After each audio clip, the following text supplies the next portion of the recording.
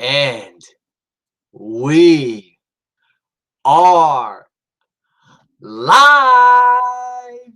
How is it going, everybody? This is Robbie One Kenobi back again on my channel with another live stream. I know it has been, what, 2 months maybe since I did my last live stream or video in general on this channel. Just been busy, but I've got some free time today, and what better thing to do on YouTube than to share with you guys my predictions for NXT TakeOver 25, which is of course live this Saturday night on the WWE Network. And overall, guys, I'm very excited for NXT TakeOver 25. I'm always excited for this Saturday night. Okay, I knew that was gonna happen. I had a little problem with the live chat, but there you go, it's fixed. So anyway, guys, yeah, I am very excited for NXT TakeOver 25. I'm always excited for NXT TakeOver specials because honestly, right now, guys, I don't care for the main roster at all. The main roster product is garbage. All I really care about is 205 Live and NXT, the shows that actually focus on wrestling and storytelling and continuity. So yeah, I'm not going to be watching any main roster product. I'll check out highlights on YouTube if anything interesting happens. But other than that, for the time being, I am just going to be tuning into NXT and 205 Live. So yeah, like I said, guys, I'm excited for NXT TakeOver 25. And what I find funny about the title of this TakeOver special is that it's, usually you have NXT TakeOver Brooklyn, NXT TakeOver Chicago, NXT TakeOver Toronto. You have the city name coming right after TakeOver. But this time, and it's happening in Connecticut, I know, this time it's just called TakeOver 25. And it is, a big celebration. It's the 25th TakeOver special. And before, when I used to review NXT TakeOver specials, I used to call them NXT TakeOver and then the Roman numeral and then the title. So, like, Rival, I called NXT TakeOver 4 Rival. Unstoppable, I called NXT TakeOver 5 Unstoppable, and so forth. But yeah, this is the first TakeOver in a while that's actually used Roman numerals. So that's really cool. But anyway, guys, we have 5 matches on this card, and this is this is a strong card. I don't know if it's gonna top NXT TakeOver New York because that was an incredible show, but this is still a strong card. NXT always delivers, strong cards, so I'm looking forward to it. And with that said, let's get right down to the review. Now, I want to give a shout out, or the predictions anyway, but I want to give a shout out to my good friend Mike, aka the Club of the Man 1993, because he brought up something he did something very interesting in his live review, which you guys haven't seen already. Go check out his channel and check out his preview predictions video. But he did something very interesting. He saved the 3 big matches that involve the biggest faction in NXT right now. He predicted those last. And he predicted the 2 matches that don't involve that faction first. So I might end up doing that myself. But of course, I'm talking about the Undisputed Era, because the Undisputed Era is strongly represented in the 3 big matches on Saturday night's card. So I'm just gonna go with I'm just gonna read off every match, predict every match the way I have it written here in my description box. But yeah, shout out to Mike for predicting, for that unique way of predicting the matches involving the Undisputed Era, doing those first and whatnot. So without any further ado, guys, let's get right down to my predictions. So the first match on my card, on my list is Matt Riddle versus Roderick Strong. So this is one of the 3 matches involving Undisputed Era. I don't think this match is hard to predict. I predict Matt Riddle will win this match. This, of course, stems from Roderick Strong assaulting Matt Riddle a few weeks ago. In the time when there was a lot of tension within Undisputed Era, there were little cracks within Undisputed Era. I think it's going to be a really good match, but I'm predicting Matt Riddle will win. Honestly, this is one of the easier matches to predict. Probably the easiest match to predict involving the Undisputed Era. Simply because, I don't see Matt Riddle losing 2 straight, his second his second TakeOver match. And, a loss will not hurt Roderick Strong. And I'll explain why later on. Because I have a theory regarding the main event. And I'll get to that, like I said, later in this I keep saying review. I haven't even seen the show to review. You know what I'm saying, guys? But anyway, I'm predicting Matt Riddle will defeat Roderick Strong. Next, we have the ladder match for the vacant NXT Tag Team Championships. Kyle O'Reilly and Bobby Fish, a.k.a. Red Dragon of the Undisputed Era, versus the Street Profits, versus the Forgotten Sons, versus Oney Lorcan and Danny Burch. Now, this ladder match, of course, came about when the War Raiders, not the Viking Raiders, not the Viking experience, when the War Raiders relinquished the NXT Tag Team Championships. And I honestly thought, if anyone was going to take the titles from them, I seriously thought it was going to be the Street Profits on that one episode of NXT where all hell broke loose and all 4 of these teams went to war. So now the titles are vacant, and they will be determined in a ladder match. They'll be decided in a ladder match. And Undisputed Era has to be the favorites going into this match because, like I said, 3/5 of this card is dominated by the Undisputed Era because all of the Undisputed Era are in the big matches. But you also have the Street Profits, who have really been stepping it up as of late. And I honestly thought they were going to get a tag team title run a lot sooner than they are now. You know, it's their first TakeOver match. They haven't received the NXT Tag Team Championship match on a TakeOver up until now. So I think this would be the perfect time to give the Street Profits the championships. The only other team right now I can see winning this is the Forgotten Sons because of how they've been built as of late. So I love Danny Burch and Oney Lorcan, but I don't see them winning the Tag Team Championships, especially with Oney Lorcan, you know, on 205 Live and Danny Burch doing things on NXT UK.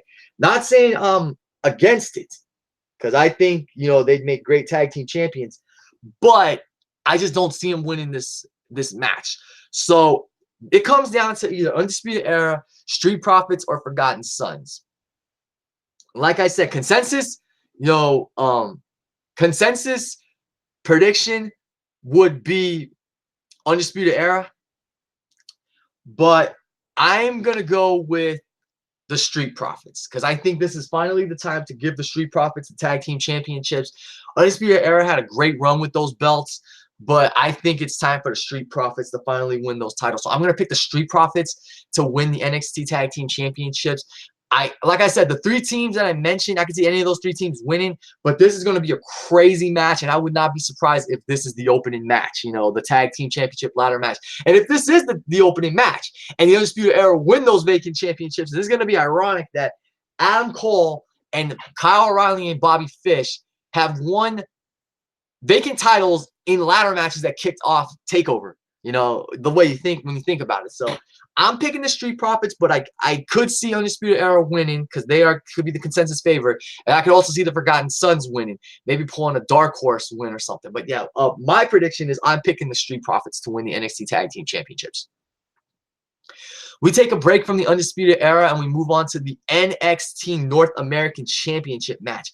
Velveteen Dream defending against Prince Pretty himself, Tyler Breeze. Tyler Breeze making his first appearance at an NXT TakeOver special since NXT TakeOver Respect back in 2015. So more than 3 years ago, Tyler Breeze. It's been more than 3 years since Tyler Breeze made his last appearance at an NXT TakeOver special, and I am excited. I think it's great Tyler Breeze is back in NXT, and what they did with him when he called out Velveteen Dream, when he got in the face of Velveteen Dream, he confronted Velveteen Dream. Everything they did with Tyler Breeze showed you why he was such a great talent in NXT. Within one promo, his one return, Tyler Breeze was over. Tyler Breeze was over, and he became more relevant than he ever had been on the main roster, other than when he was doing the Faction Files with you know, Fandango and, you know, the facts in the Team Breezango. You know what I'm saying? Breezango. So that just goes to show you how much they care about Tyler Breeze on NXT, and that just goes to show you how great of a talent he is.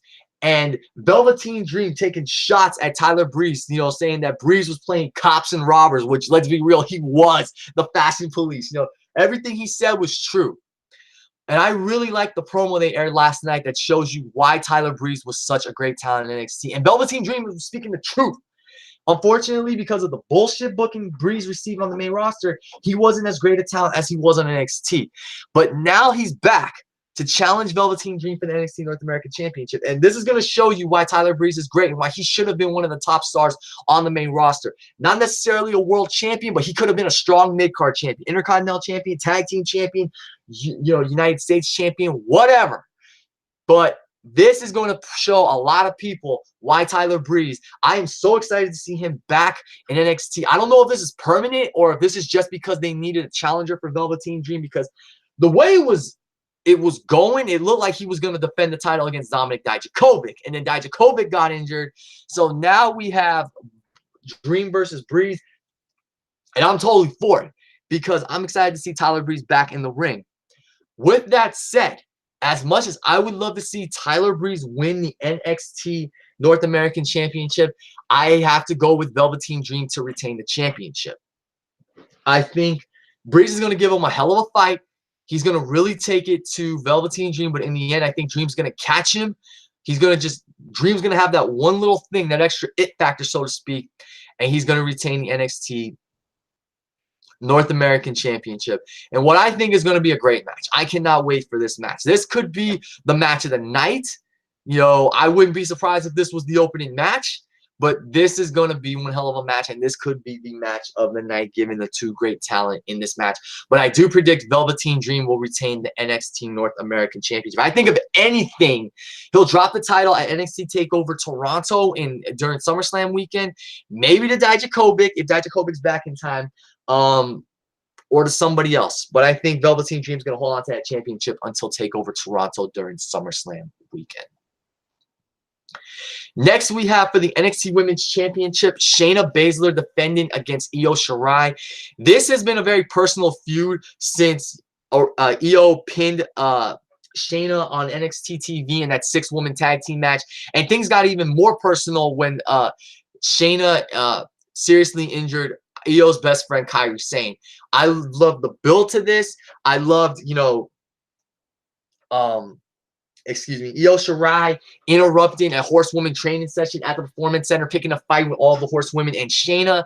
I love seeing Io give Shayna and the horsewomen a beatdown with that kendo stick coming to the aid of Candice LeRae.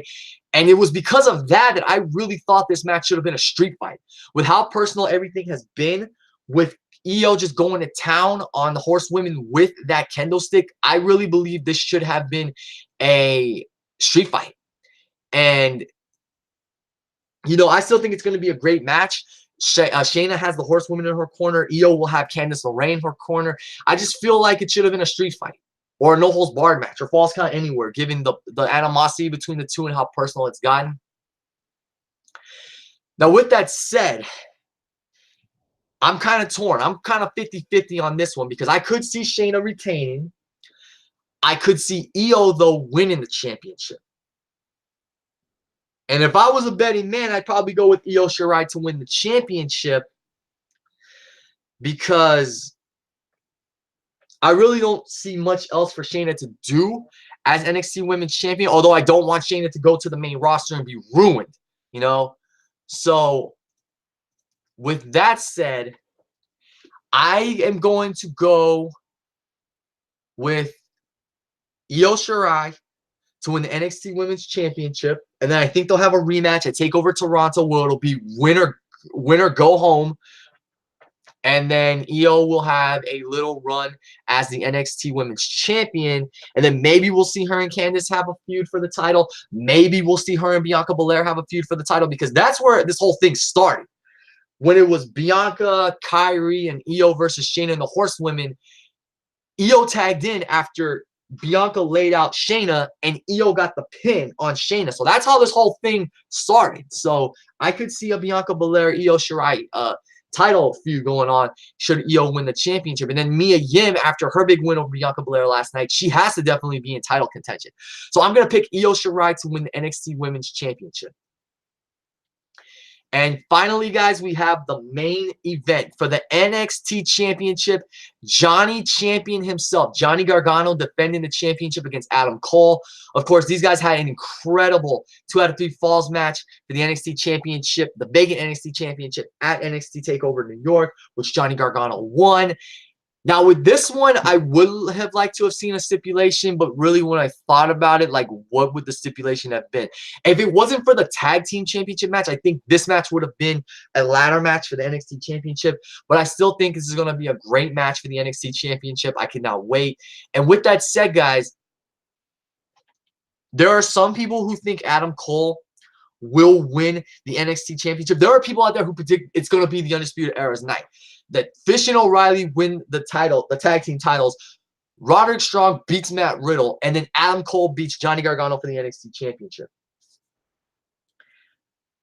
I personally don't see it happening. I could see it happening, but prediction-wise, I don't see that happening. Because like I predicted Roderick Strong would beat Matt Riddle would beat Roderick Strong, and the Street Profits would win the NXT Tag Team Championships. As far as this match is concerned, I actually think Johnny Gargano is going to retain the championship. And here's why I think he's going to retain the championship. I think he's going to retain the championship. And then what's going to happen is that there's going to be tension there's going to be, unfortunately, someone getting kicked out of the Undisputed Era that night on Saturday. I predict someone's getting kicked out of the Undisputed Era. And I predict it's Adam Cole who's going to get kicked out of the Undisputed Era. The reason I predict Adam Cole is going to get kicked out of the Undisputed Era is because the Undisputed Era is going to pretty much say, you failed to win the NXT title both times against Johnny Gargano. You failed to win big matches like against Matt Riddle. You haven't been pulling your weight around as of late. We've been putting in a lot of work. Now, I feel like Undisputed Era is going to kick Adam Cole out of the group, and they're going to dub him the weak link because of Adam Cole's recent failures. I feel like he's going to lose to Gargano Saturday night. They're going to try and regroup, and then they're going to kick Adam Cole out of the group. And then I could see Adam Cole, because Adam Cole is so over, you know, like, he's great as a heel, but I'm sure he'll do great as a face. So I could see Adam Cole getting kicked out of Undisputed Era, and then maybe forming an unlikely alliance with Johnny Gargano to fight Undisputed Era, maybe throw in the Velveteen Dream, maybe throw in Keith Lee, maybe throw in Matt Riddle. And then maybe you could do War Games with, you know, the Undisputed Era, Gargano, Cole, and Matt Riddle. Maybe just a 6-man War Games instead of, you know, an 8-man War Games. Unless, and I mean, I doubt Ciampa's coming back before the end of the year with his neck injury. So, I mean, unless Dijakovic comes back and they want to do Undisputed Era and Dominic Dijakovic versus Johnny Gargano and Adam Cole,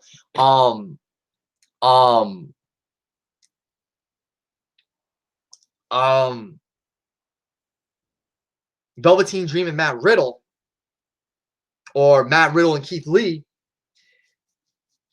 it could be a 3-on-3 War Games match. I had no problem with that. That's what I think is honestly going to happen. I think Cole, Gargano, I honestly feel like Cole's going to get kicked out of the Undisputed Era. And then Roderick Strong may assume the mantle as leader. And then they're going to go after Adam Cole. Johnny Gargano's going to step up. As unlikely as he would, he's going to step up. Maybe, you know, Matt Riddle's going to step up as well. And then we could get War Games. I think that's how it's going to be.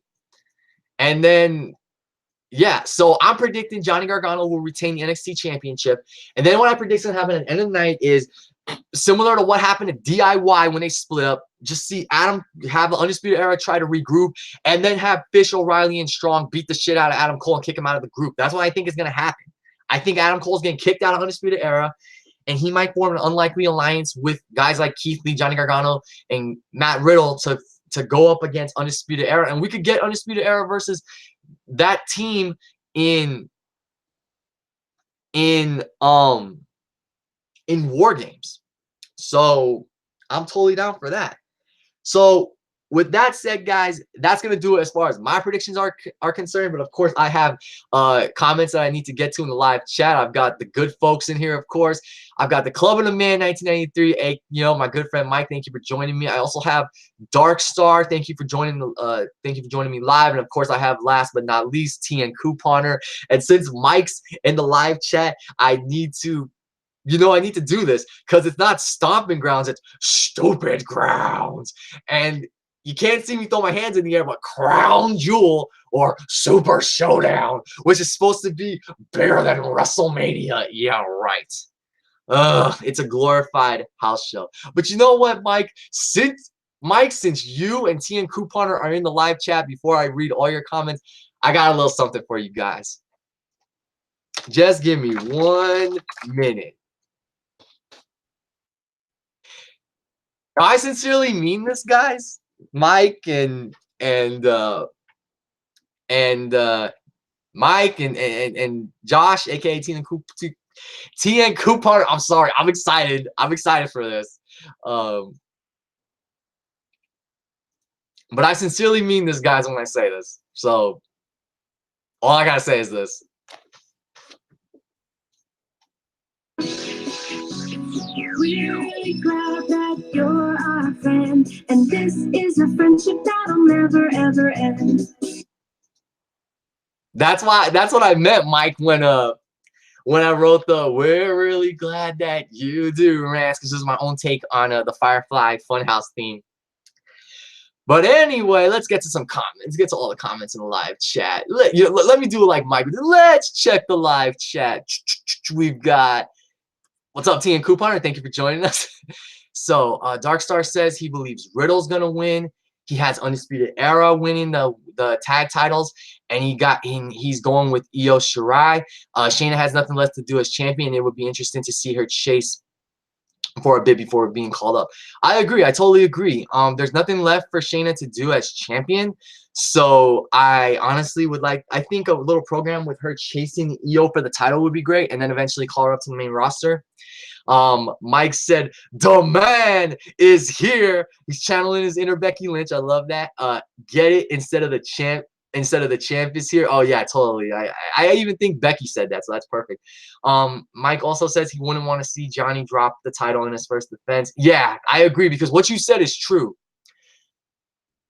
Won the tag team championships with Ciampa against the Revival at NXT TakeOver Toronto, defending them against Revival, and then DIY got involved. No, AOP got involved, and then we got AOP versus Johnny Gargano, DIY in their first TakeOver title defense. They dropped the titles.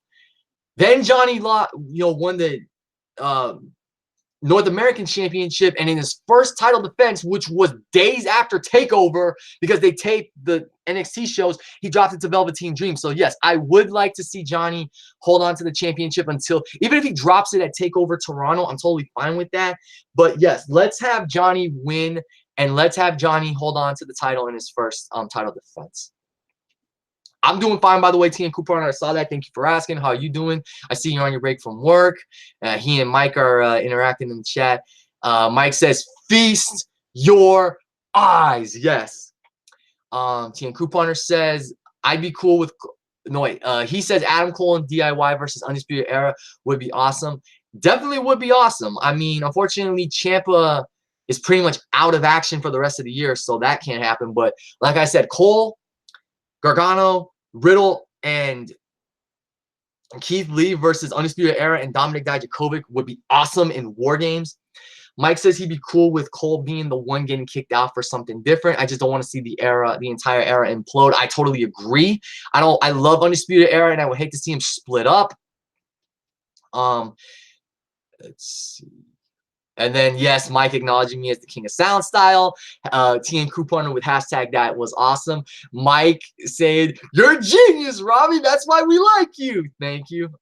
T and Couponer saying, "I am too good for WWE." I'm too good for the main roster, because the main roster will totally ruin my good ideas. I could come up with a great idea for someone as psychotic as Drew McIntyre, and they may turn my shit in the garbage and have him, they may come up with pooper scooper. So yeah, I'll gladly write for NXT and I'll gladly write for AEW, but I will not write for the main roster until their product changes in a dramatic way. Mike says, what do you think will happen with Duke and Shafir? I was thinking Shayna was staying down to help them, but they haven't had any matches lately.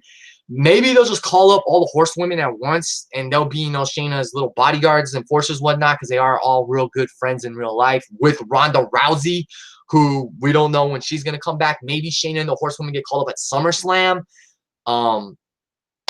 But yeah, I think, they haven't really wrestled. And this is no disrespect to Marina Shafir and Jessamine Duke, but they just don't impress me yet. I could see Duke doing good things with some improvement, but other than that, I don't see him doing much right now. So yeah, they'll probably all get called up. Because why would you just call Shayna up and not call the other two horsewomen up? TN Couponer has to get back to work, but thank you for checking in. And yes, I don't have a storyline coming up, TN Couponer, but I do have a fantasy booking video coming up soon where I booked my own WWE Network special. That would be 100 times better than Super Showdown or Super Blood Money that's coming out next week. So I'm hoping to do that video before Super Showdown. Hello to Export who just joined the live stream. He says TakeOver will never disappoint. Yes. TakeOver's always been good to great. Even a solid TakeOver has been a fun show to watch. And Mike says, this is such good shit. It's going to give you a ton of heat. Yeah, right. Talking about a freaking pooper scooper, Vince. Yeah, right. That was a great. If you guys have not heard the Jericho podcast with John Moxley, The Emancipation of John Moxley, you guys need to listen to it. It is a must hear. It is some great stuff. So what I think I'm going to do, guys, is I'll leave the live chat open for like 2-3 minutes if you guys have anything else to say. But as always, I'd like to thank you guys for watching and listening, especially Mike and TN Couponer. I love you guys. That's why we're part of this YWC and IWC family. I think since you're watching live, Mike, I need to do some kind of impersonation for you. But first, I need to ask you, where are my Aaliyah ice cream bars? Because god damn, that girl looked fine a few weeks ago on NXT. She looked fine. And now I need to come up with something. I need to come up with an ice cream flavor for her after seeing how fine she looked. Mike says, I liked how at the beginning Moxley was like, well, Chris, it's time to talk. Oh, yeah, it was time to talk, and it was time to bury WWE in their creative process and Vince's delusional mind. I'm sorry. Vince McMahon, if you want to hire me to write for your company and actually make your product must-see, you have to give me creative freedom. You cannot strip my product. You cannot strip my creative genius to its bone. You cannot do that, okay? Because if you do, I will leave. You will not strip me of what God has blessed me with in terms of creativity. Mike also says, can't have a skinny girl in black attire with black hair look so perfect. Well, you know what? I know you're not a fan of Mandy Rose in red, but Mandy Rose in black? Oh. Export says, LOL, WWE tweet Goldberg is going to be on SmackDown Live for cheap ratings. Oh, yeah, like, I love and respect Goldberg and Undertaker. They are two of my all-time favorites. But especially Undertaker, he is in my top 5. But this is Undertaker versus Goldberg was really, really. This is 20 plus years too late. Really, if this was going to happen, it should have happened when Taker returned in 2004. It should have happened like at SummerSlam if Goldberg agreed to extend his contract until then. That's when Undertaker versus Goldberg should have happened, you know. But now it's happening. Now it's happening 20 plus years later. Like, I really don't care for Goldberg versus Brock. I'm going to tell you guys this. I have something interesting planned for Goldberg in this fantasy booking video I'm going to do next week. I have something interesting planned for Goldberg. But other than that, I really have no interest in Goldberg versus The Undertaker at Super Showdown. And what's going to happen? Like, what? It's going to be a 5-minute match? Like, what? Undertaker's going to go over? Goldberg's going to go over? Like, what's going to happen? Like, why are they doing this? I have no interest in Undertaker versus Goldberg. What's there to gain from this? This is just to get ratings. This is just to get people to feast their eyes on the network for a glorified house show. Like, it's not worth it. So it's garbage. And then Mike also asked, did I hear about what's happening Monday with Brock and the Authority? I saw some video. Where Stephanie McMahon said she was going to address what Brock and the Authority, what Brock did. I really don't care. I really don't care for Brock as Mr. Money in the Bank. That was such a wasted opportunity. That is such garbage. So yeah, I don't care. I don't care. I'll see what the highlights say, or I'll check tweets, but I don't care for what's gonna happen on Raw with Brock and Goldberg. Export says Saudi shows where retirement doesn't mean shit. Oh yeah, definitely. I mean, that whole fucking Brothers of Destruction versus DX, that was pointless. That was garbage. And I love all 4 men in that match. I respect all of them. But yeah, that. First off, they should have never done Undertaker and Triple H at Super Showdown when that happened, because that totally hurt the whole.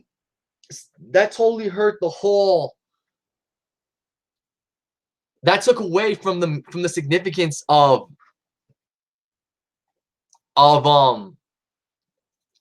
that hurt the whole significance and meaning of an end of an era. You know, that never had to happen. I don't get it. It should have just been Triple H and Randy Orton at Super Showdown. They wanted to get some ratings. Should have been like Triple H and Randy Orton, Triple H and John Cena, even though they did that at fucking Greatest Royal Rumble. Mike says a 5-minute main event between 2 Hall of Fame caliber wrestlers at a WrestleMania glorified house show. Thumbs down.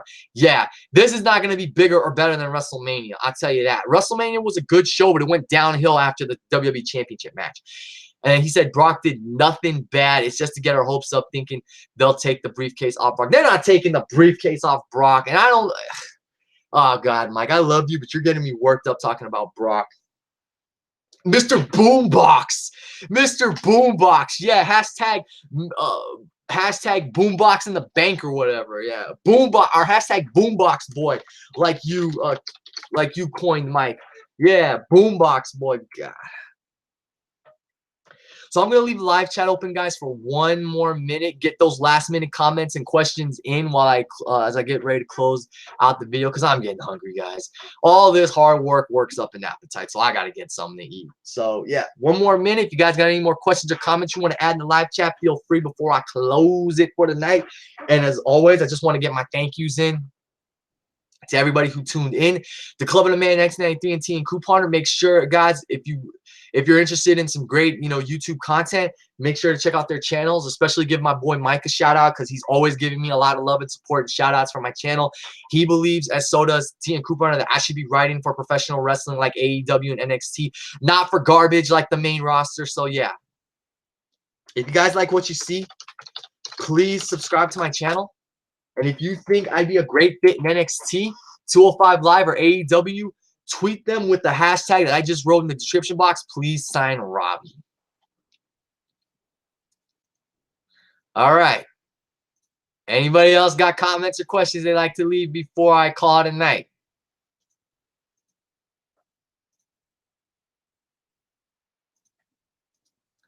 Just waiting, just waiting, just waiting.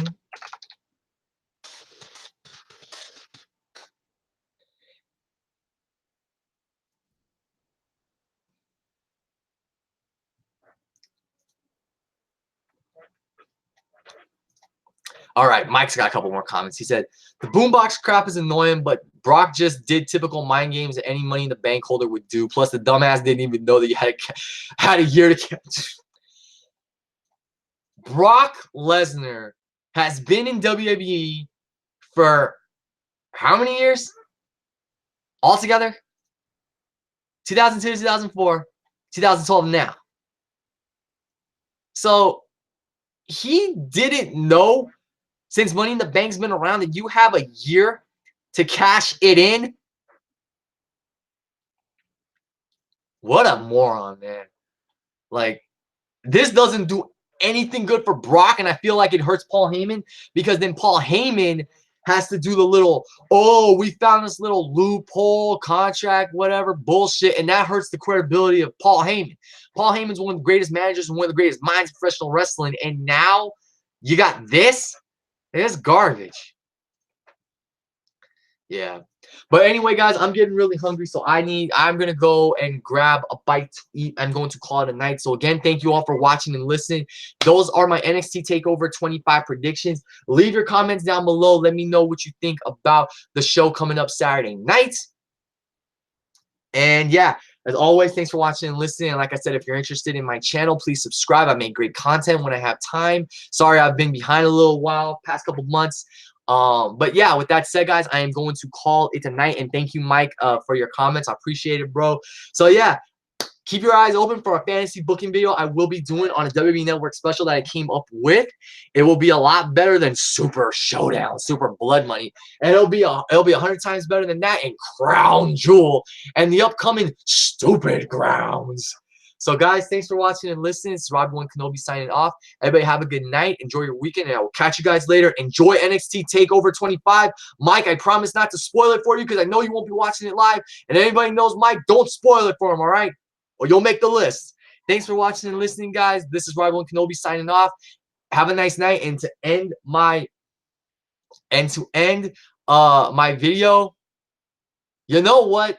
For everybody that joined, and for everybody that tuned into this live stream, all I have to say to you guys from the bottom of my heart is We're really glad that you're our friend, and this is a friendship that'll never ever end.